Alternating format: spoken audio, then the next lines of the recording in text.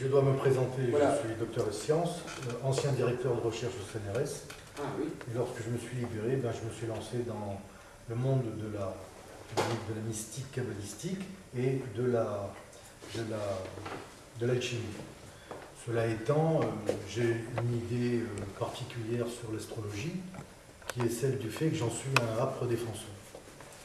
Donc le débat de la science et de l'astrologie est une vaste fumisterie, puisque je fais partie des gens qui ont autant de connaissances que n'importe quel autre savant dans le monde de la matérialité, et je suis aussi quelqu'un qui, depuis 45 ans, se voue à la reconnaissance des sciences soit humaines, soit parallèles. Je reconnais autant un neutron que je peux reconnaître la planète Chiron, par exemple, dans le nœud de Oort. Voilà, donc pour moi, il n'y a pas de... C'est un faux débat. C'est un faux débat qui est alimenté, parce qu'il faut alimenter un faux débat. Ça nourrit l'inverse de l'imaginaire, ça permet de scléroser le mental, et surtout d'abêtir les gens. Pour moi, l'affaire, elle est claire. L'astrologie est une vérité, c'est une voie de sagesse. En revanche, je ne suis pas sûr que ses protagonistes le sont. Ah oui, c'est pas un bon point. Tel est mon point de vue. Maintenant, on ne m'a pas entendu parce que j'adore écouter les autres, je me nourris de ce que j'entends, je ne veux pas me nourrir de moi-même. Mais vous avez élaboré des schémas, des systèmes. Bien sûr, évidemment, je suis même l'auteur d'une théorie unitaire de l'univers. Évidemment, pour revenir à ce que vous disiez, madame, pardonnez-moi, j'ai été interpellé par l'histoire de Copernic et Kepler, pour laquelle... Oui, j'ai écorché votre nom. Ah non, je vous en prie. Vous disiez tout à l'heure que c'était des astrologues avant d'être nommé astronome. Il faut quand même savoir, à leur décharge, que notamment Kepler, il a quand même élaboré 3 lois qui sont fondamentales dans le monde scientifique, les fameuses 3 lois de Kepler. Donc inévitablement, ce sont quand même des scientifiques. Ce sont absolument, on le veuille ou pas. Alors qu'ils se soient plongés dans l'astrologie, dans leur prime jeunesse, jusqu'à leur mort, c'est tout à fait probable. À cette époque, on était universaliste à cette époque. Plus maintenant. Mais en revanche, autant Copernic que pour son système stellaire que Kepler pour ses 3 lois, pour ne parler que d'elles, et qui sont fondamentales en physique. Ils se sont quand même illustrés de manière brillante, et c'est bien dans le monde scientifique. Et on ne peut pas envoyer un astre dans l'espace sans tenir compte des lois de Kepler. C'est impossible. Ça fait partie de l'ordonnancement de la mécanique céleste. C'était juste pour répondre à votre remarque. Merci, monsieur. Mais je crois que Kepler n'a voulu publier certains de ses ouvrages qu'après sa mort. Il a donné la permission de les publier qu'après sa mort, par prudence, parce qu'il y avait l'Inquisition. Oui, voilà, orthodoxie, un dogmatisme scientifique épouvantable. Mais pour ma part, moi, je distinguerais, comme d'autres, les scientistes, les scientifiques véritables qui ont un grand esprit d'ouverture et qui ne rejettent pas a priori ce qui n'est pas quantifiable et mesurable et répétitif. Bien sûr. Maintenant, vous avez raison, maintenant autre chose, comme disait, je crois, M. Tilly tout à l'heure, au niveau de l'observation, c'est vrai que, à l'origine, avant d'élaborer, on a observé. C'est évident. Si je veux élaborer une théorie, je me pose une question en me disant c'est intéressant. Si ce que je remarque m'intéresse, je vais essayer de comprendre. Donc on observe avant de comprendre. Et pour comprendre, soit on apprend ce qui a déjà été élaboré, et on s'en sert ensuite, soit on essaie de découvrir. Mais pour découvrir, il faut se donner les moyens de chercher. Tout ça procède au départ de l'observation. Donc à ce titre-là, je rejoins M. Tilly. Maintenant, en ce qui concerne monsieur... Pardonnez-moi, monsieur Aouan, c'est ça? Oui. J'avais une remarque à vous faire. Je ne sais plus sur quoi. Ah. J'avais trouvé votre intervention du début brillante et je voulais rajouter quelque chose. Je n'ai plus la souvenance, pardonnez-moi. Au sujet de la médecine, j'ai parlé de la Les médecine, animaux. de l'allopathie, dans la première intervention. Non, voilà, ça y est, j'ai retrouvé le fil. c'est par rapport à ce dont je parlais précédemment, sur le débat entre la science et l'astrologie. Je disais pendant la séance de café tout à l'heure, à 2-3 personnes, qu'on n'avait pas prononcé le mot paradigme. Et en définitive, tout ceci procède de paradigme, c'est-à-dire de systèmes par lesquels on se prévaut pour communiquer. Un des systèmes dont la prévalence est immédiate, c'est le langage. Il est évident qu'en ne parlant pas la même langue, on n'est pas dans le même paradigme. En ne prononçant pas les mêmes codes et les mêmes significateurs dans les codes, on n'est pas non plus dans le même paradigme. On a donc la nécessité, et c'est là où quelque part je vous rejoins, on a la nécessité d'établir, et ça n'est pas fait, des ponts entre les sciences humaines et les sciences dites exactes. Or, les sciences dites exactes ne le sont que dans un système de référentiel. Effectivement, et ça c'est un paradigme. On est dans un système référentiel. Je prends par exemple la médecine allopathique, comparativement à la médecine qui est énergétique. Le paradigme n'est pas le même. Le but est de reconnaître la pathologie, ça c'est le but, et le moyen c'est de découvrir la méthode dans le paradigme pour contredire la pathologie, à dessein de recouvrer la santé. Les méthodes ne sont pas les mêmes, mais je ne pense pas que dans l'une ou dans l'autre, il faille donner, nonobstant l'opposition, la contradiction. La contradiction est inutile, puisqu'on ne se réfère pas au même paradigme. C'est comme si je disais une fourmi est inutile par rapport à un éléphant. Ça n'a rien à voir. Les deux sont utiles dans la nature. Les deux peuvent être opposables. L'un est immense, l'autre est tout petit. Mais ce n'est pas contradictoire. Je pense donc qu'au lieu de se battre dans un duel sans fin et dont l'issue serait fatalement l'idiotie et l'abêtissement de l'humanité, on devrait plutôt établir des ponts d'intelligence entre les paradigmes et fabriquer, notamment dans des colloques comme celui-ci, des commissions qui auraient, par une forme de culture et d'intelligence, le dessein de trouver des véritables ponts entre la science et l'astrologie. On en parlait justement l'autre jour à la bibliothèque, ça veut dire, moi je rejoins tout à fait ce que vous dites, et d'ailleurs avant les initiés étaient un peu tout à la fois, ça veut dire ils n'opposaient pas une science dite scientifique, ça veut dire reproduisible à la demande, et une science humaine qui n'a rien à voir, mais qui se base en partie sur la science scientifique, puisque nous, on utilise les éphémérides. Donc les vrais initiés dans le temps n'opposaient pas la médecine, l'astrologie, tout ça c'était complémentaire.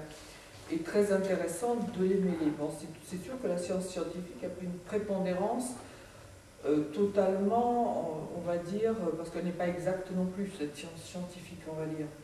Loin de là, la médecine n'est pas une science exacte, elle est très utile, il y a plusieurs médecines qui sont complémentaires, effectivement.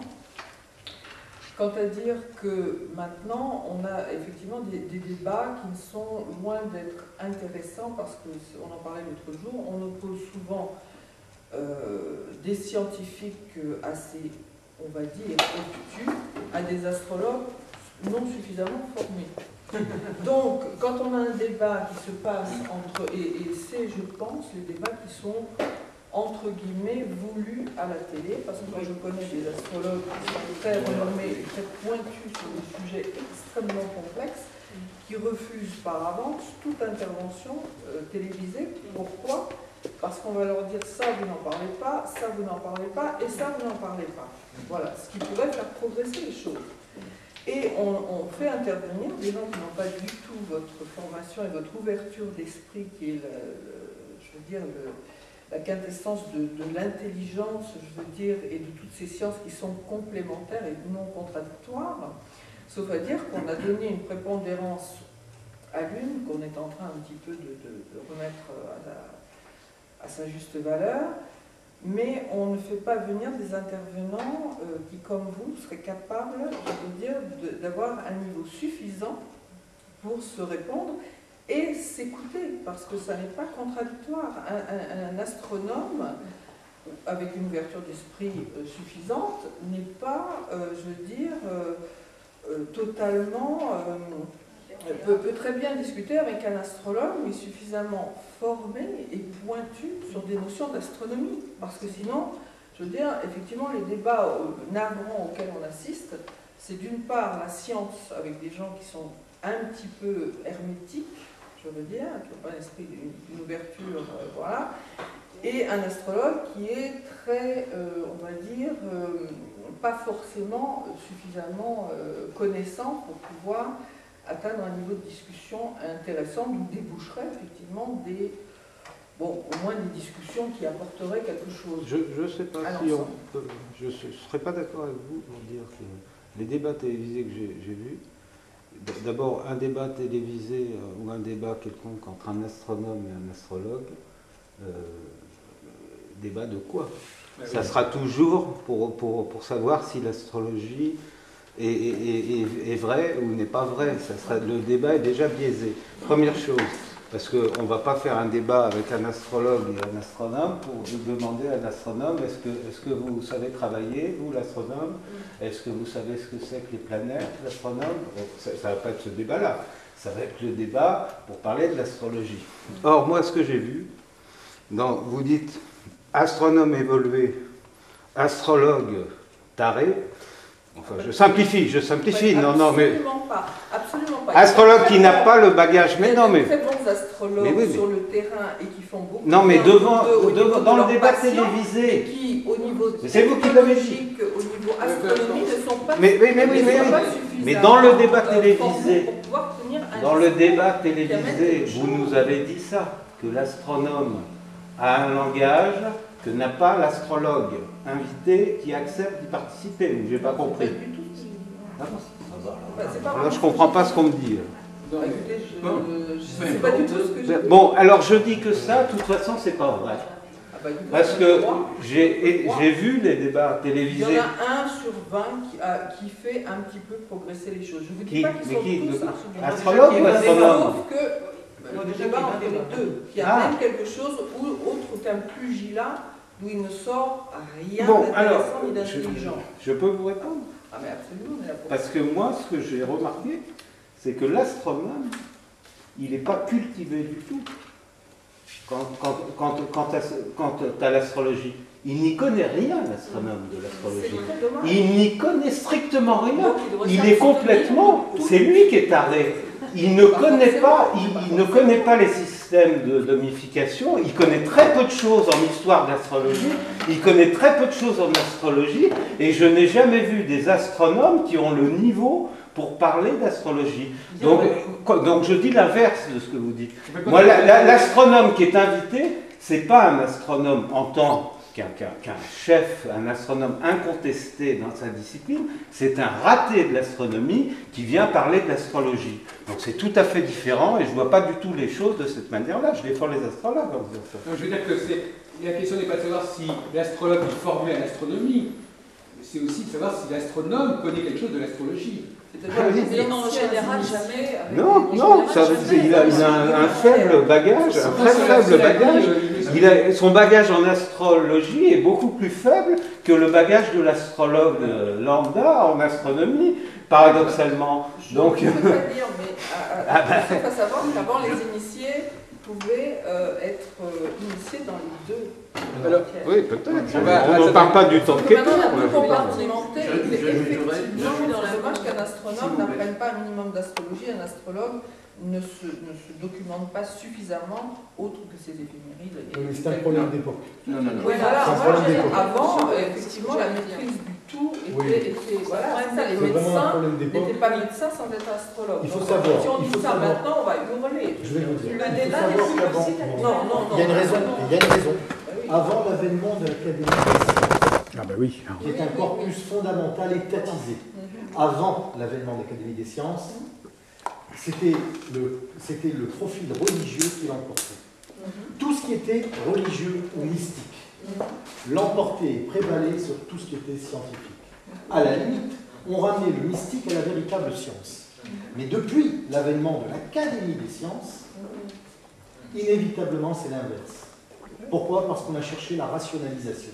Rationnel en français veut dire avec raison. C'est-à-dire trouver une raison à tout. C'est pas l'Académie des sciences qui a tout changé.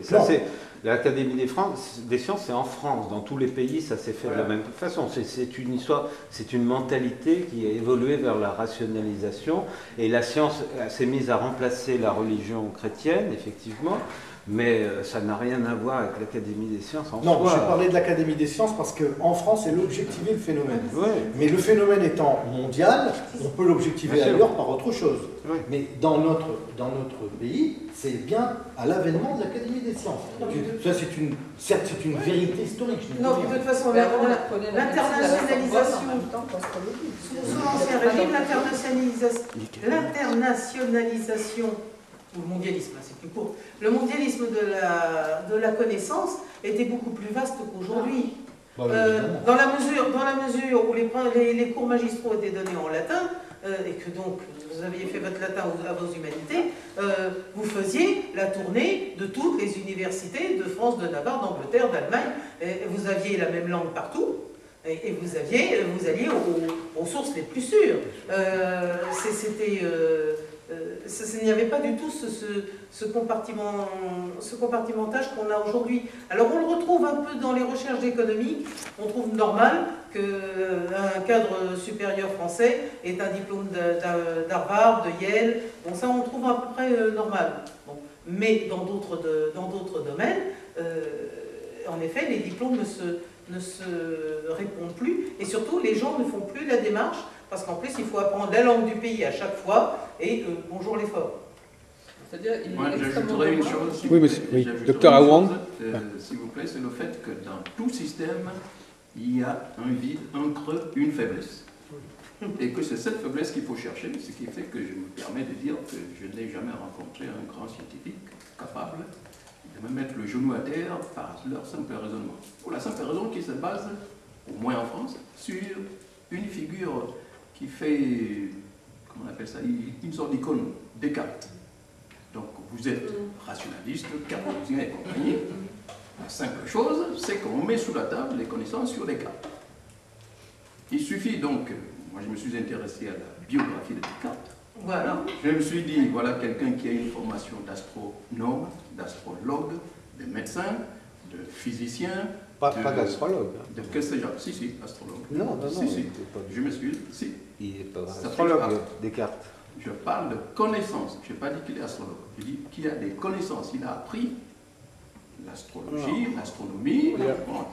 Il n'a pas appris l'astrologie et il ne voulait pas en entendre parler. Bon, s'il vous plaît, laissez quand même finir. Bon, enfin, bref. Moi, Oui, je suis philosophe de formation. Oui. Je connais bien Descartes. Vous avez vos documents, j'ai les miens. Mais dans quel texte alors? Vous lisez la collection Que sais-je, Oui. la biographie de Descartes. Oui. Oui, et vous verrez tout ce qu'il a fait. Son livre de chevet, c'était un livre sur la magie. Mais l'astrologie, vous parlez d'astrologie. Un livre sur la magie. Et aussi le cas de Newton. C'est intéressant. Il faut laisser quand même parler jusqu'au bout parce que là, on ne s'entend pas. Un. Deuxième, son hobby, si on peut dire, c'était faire tourner les tables. Il était spirit. Il pratiquait le spiritisme. Ou quelque chose à ce genre. C'est un bagage qu'on pouvait avoir à l'époque. Etc. C'est Dans les années quelqu'un qui a 1600. beaucoup C'est pas, il y avait pas.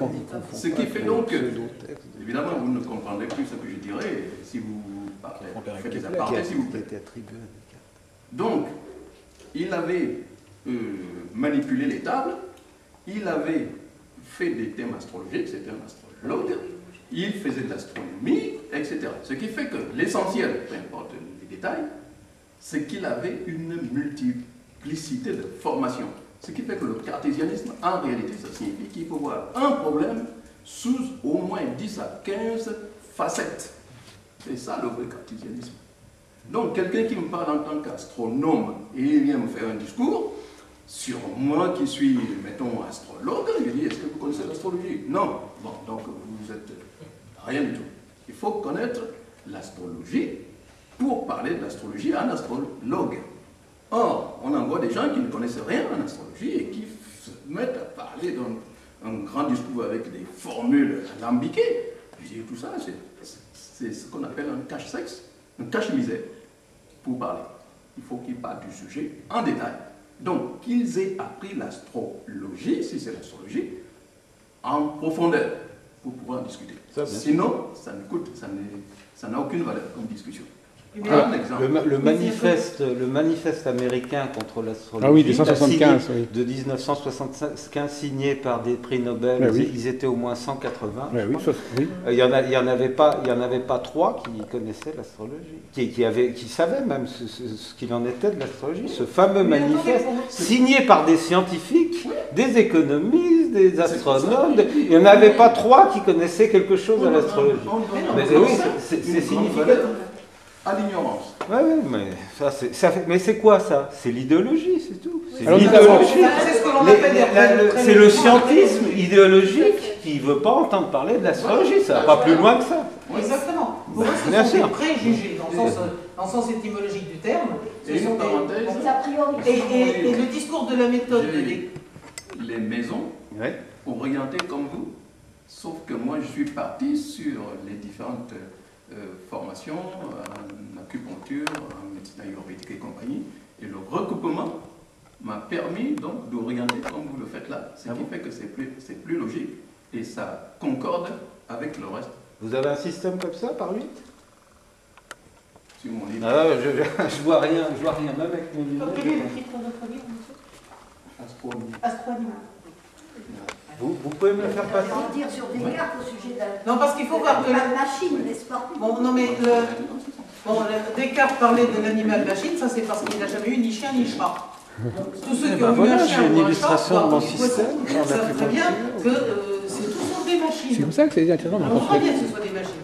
Maintenant, l'intérêt de Descartes, c'est d'avoir élaboré sa méthode, dans son discours de la méthode, dont on fait un pensum aux gosses, au lieu de leur dire en bon français, bon, voilà comment ça marche, il y a 4 éléments, il y a 4...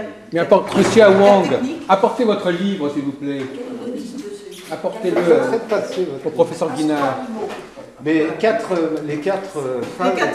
techniques qui forment donc sa méthode, ce sont 4 façons d'aborder un problème de telle façon que par la raison, on puisse petit à petit résoudre ce problème. Et donc, dès l'instant que vous prenez votre discours de la méthode et que vous le mettez en bon français, en français d'aujourd'hui, et vous dites, tiens, tel truc que je suis en train d'étudier, par exemple, justement, Jupiter par rapport à tel ou tel signe, je vais utiliser les 4 techniques de la méthode de Descartes pour étudier ça. Et ça marche. Moi, j'ai fait, dans mon bouquin sur le tarot, j'ai fait la démonstration avec la lame de la papesse du tarot, que j'ai donc analysé et étudié avec seulement le support des 4 points de la méthode de Descartes, et en m'attardant donc sur le nombre, le nom, le dessin, la couleur, sans autre commentaire. Je suis sûr que ça marche. Maintenant, Descartes croyait en Dieu. Descartes, évidemment, a fait de l'astrologie. De toute façon, s'il avait étudié la magie, il n'y a pas de magie sans travail astrologique. C'est ce qu'on appelait par chez moi la qualité du temps. Bon, je veux dire que c'est le b.a.-ba. Déjà, on nous apprend à nous couper les ongles suivant le mouvement de la Lune. Bon, ça, on apprend ça à 6 ans, puis après, on passe et les cheveux. Et après, on passe au cran supérieur.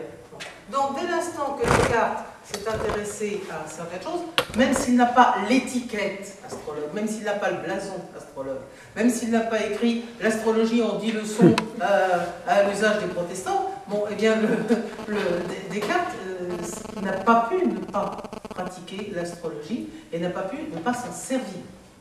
Ça, c'est une évidence qui, pour moi, se découle des textes de Descartes que j'ai lus. D'abord, évidemment, le discours de la méthode, et puis les méditations métaphysiques, et puis aussi une partie de sa correspondance. C'est ce qui m'a semblé, je veux dire, même tellement évident que c'est presque un combat d'arrière-garde d'employer le terme cartésien pour dire athée et raisonneur. Descartes n'était pas athée, et il n'était pas athée non pas parce qu'il avait peur de la police de la pensée de son époque. Il n'était pas athée parce que il ne voyait pas, pour reprendre le mot de Voltaire, il ne voyait pas comment cette horloge pouvait ne pas avoir eu un horloger. Bon. Et donc, c'est le terme cartésien aujourd'hui qui a pris un sens complètement différent, dans lequel notre bon René Descartes ne retrouverait pas son gosse. Absolument. Justement, Claire Sant'Agostini a écrit l'horoscopie cartésienne. Absolument. Bien entendu, bien entendu. Moi je vous dis, moi j'ai fait des commentaires de l'âme de tarot en suivant les 4 techniques du discours de la méthode, et je vous assure que c'est calme, ça pacifie la pensée, ça permet d'avancer, de faire avancer le raisonnement, et on en sort plus malin après qu'avant. Maintenant pour le débat télévisé. Donc, moi j'ai été conseillère technique. Je ne devrais pas m'en vanter d'ailleurs. J'ai été parce que de l'instant je n'ai pas été écoutée, ce qui explique d'ailleurs cela. J'ai été conseillère technique d'Alexandre Balou pour son émission Mystère, je crois que ça s'appelle à l'époque. Oui, qui a été fermée à la suite évidemment de l'escroquerie de la Forest. Quand j'ai vu ça passer en direct sur le plateau, j'ai aussitôt téléphoné par la ligne directe en disant Alexandre, arrêtez tout, la Forest, c'est un type que j'ai vu faire ce numéro-là dans le cirque Zavata à Perpignan. Je sais bien que c'est un trucage de music hall. Oui, sur la moto. Oui, sur la moto, voilà, les yeux bandés sur la moto. C'est un trucage de music hall. Je l'ai vu à Perpignan, Zavata, il s'appelait La Forest déjà, le même. Bon, mais ça n'a pas marché. Mais donc, je me suis aperçu très vite, quand moi je lui disais, eh bien, il faut employer tel tarot et pas tel autre, et puis il y a tel technique qu'il faut mettre en exergue et pas tel autre. Bon, je me suis aperçu que ce n'était pas du tout une émission de vérité ou de recherche qu'il voulait faire. C'était simplement une émission à scandale. Donc, les débats astrologues-astronomes, bon, si on veut y aller, c'est pouvoir dire après sur quand on participe à Parapsy, vu à la télé, bon, comme pour la lessive, vu à la télé. Bon. Mais si on veut vraiment faire avancer le public, un débat télévisé ne sert qu'à vous distraire. Et il ne sert qu'à ça. Et on choisira de préférence justement un astronome qui dira, enfin écoutez, est-ce que vous avez vu la distance, est-ce que vous avez vu la distance qu'il y a entre nous et quelle planète vous avez dit? Bon, vous savez combien il y a de distance? Vous ne savez même pas. Et vous vous dites que ça m'influence. Bon. Donc l'autre en face qui a passé sa journée, et la journée de la veille, et la journée de l'avant-veille, depuis 5 ans, 10 ans, 15 ans, n'est-ce pas, à avoir des gens en larmes à son bureau, et de s'apercevoir que si la personne, elle développe l'énergie cachée dans Mercure à ce moment-là, et si elle développe, si elle appuie sur ce Mercure à ce moment-là, la situation va se débloquer, et la situation se débloque, et la femme à 2 h du matin, elle vous téléphone pour vous dire « ça marche, c'est merveilleux ». Cet astrologue-là, il arrive avec ce bagage-là, et il sent que d'abord, il va au casse-pipe, il sent qu'il va être laminé, et il sent que l'on parle de 2 choses, mais plus éloignées qu'un tourneur-fraiseur et un œnologue. Et pour moi, un débat astrologue-astronome, c'est un tourneur-fraiseur contre un œnologue. Ça n'a rien à voir. Ouais. Rien à voir, sauf donc dans ceux qui ont envie de faire monter l'audience, et ça marche. Madame parlait de 20 débats. Moi, je n'ai pas remarqué autant de débats, mais en général, parce qu'on mélange, n'est-ce pas, astrologue avec d'autres techniques. Ce que les astrologues refusent. Lorsque Joseph Dessuard, avec moi-même, nous avons fait les salons de la voyance du Lutétia. On avait donc différentes techniques, et puis des astrologues, qui ont dit, vous êtes gentils, mais enfin, on ne se mêle pas avec vos cartomanciennes, là, vos tireuses de cartes. Non, pas charlatanerie, mais tireuse de cartes. Attends, tu vois, la fille qui, dans sa cuisine, aligne ses la bonne cartes, aventure. Voilà. Et alors, il a fallu toute la diplomatie de Dessuard, et puis même tout le bon sens, d'ailleurs, pour arriver à les mettre ensemble, au moins dans la même salle. Mais attention, il n'était pas sur le même côté. Mais alors là, je suis un petit peu étonnée parce que je voudrais faire bon, moi j'ai appris le tarot en plus de l'astro chinoise et de l'astro occidentale, donc pour étaler ma science, c'est simplement parce que je trouve que toutes ces sciences humaines sont complémentaires. C'est-à-dire que quand on doit répondre aux questions-réponses en 2 minutes, on ne va pas aller chercher comme plutôt en astrologie, c'est trop long. Donc bien sûr qu'on va faire un tirage de tarot qui va répondre au mieux en quelques secondes. Voilà. Donc moi, je ne pose pas ni les scientifiques avec les astrologues, ni les astrologues avec les cartomanciennes, et je n'ai rien contre les gens qui regardent dans les boules de cristal ou qui font de l'écriture automatique.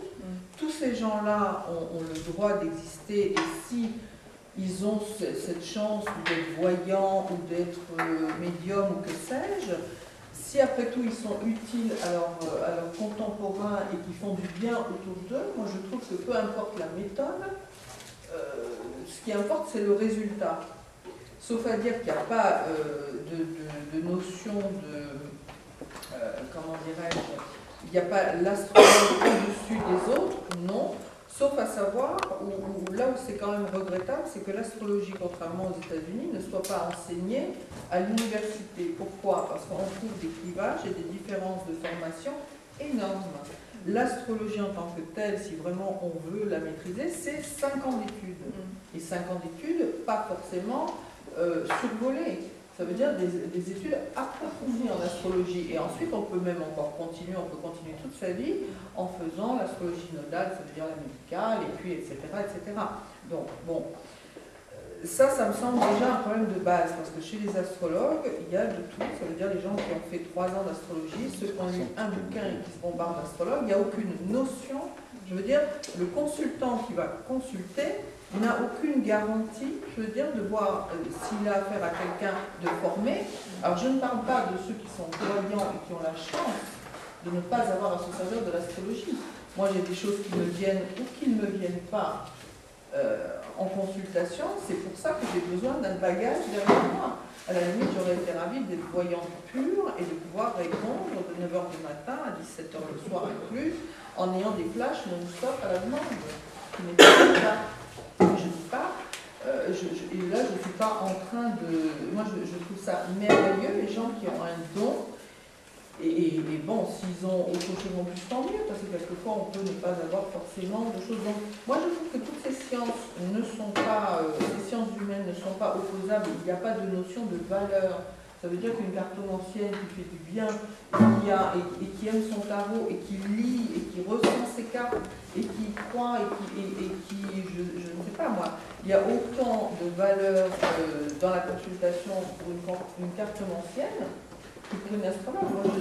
L'astérologue que je suis est convaincu. Donc voilà, le problème ne s'est pas posé. Le problème s'est posé parce que quand Dessoir a voulu les mettre tous sous le même chapiteau, exactement le haut de Tessia, ça a été la croix et la bannière. Oui, mais on le sait, ça et justement, on s'est découvert des clivages qui pour moi n'existaient pas. Ça a évolué depuis quelques temps. En fait, qu'est-ce que c'est que la divination? La divination, c'est travailler sur l'invisible après que tous les raisonnements conscients aient fini de donner leur résultat. Quand tous les raisonnements conscients ont fini de donner son résultat et que bon, soit on n'a pas réussi à trouver une solution, soit elle ne satisfait pas, à ce moment-là, on saute le pas et on travaille avec le subconscient dans l'invisible. On a plus ou moins des techniques plus ou moins complexes, plus ou moins élaborées, plus ou moins anciennes, plus ou moins récentes, mais la démarche mentale est la même. C'est cette confiance dans celui qui est au-delà de tout, qui nous permet d'oser poser une question. J'aurais voulu laisser la parole à une personne qui n'a pas encore pris la parole et qui vient souvent à nos colloques, c'est René-Louis Renaud. Alors, René-Louis Renaud n'est pas astrologue, mais il suit les activités de l'Union rationaliste, je crois. Alors donc, quelle est la situation de l'astrologie à l'Union rationaliste? Et toi-même, qu'est-ce que tu en penses, enfin, de cette discussion? Est-ce que tu peux rentrer dans le débat quelques instants? Non, mais là, il ne faut pas leur en parler. Sauf à certains, je veux dire, mais ils sont braqués, je veux dire, il n'y a rien à faire, ils sont braqués. Sauf certains avec qui on va parler, je veux dire, bon, mais la majorité est braquée, il ne faut pas leur en parler. Et toi, tu en es où, là, par rapport à ça? Moi, je rigole. Non, mais Moi, je rigole partout, moi. L'astrologie te fait rire ou tu la prends au sérieux ou... Je rigole de tout, alors, bon, voilà. Bon, d'accord. Très bien. Écoutez, on va conclure un petit peu, parce que dans un quart d'heure, on va évacuer. Vous avez des choses à dire ?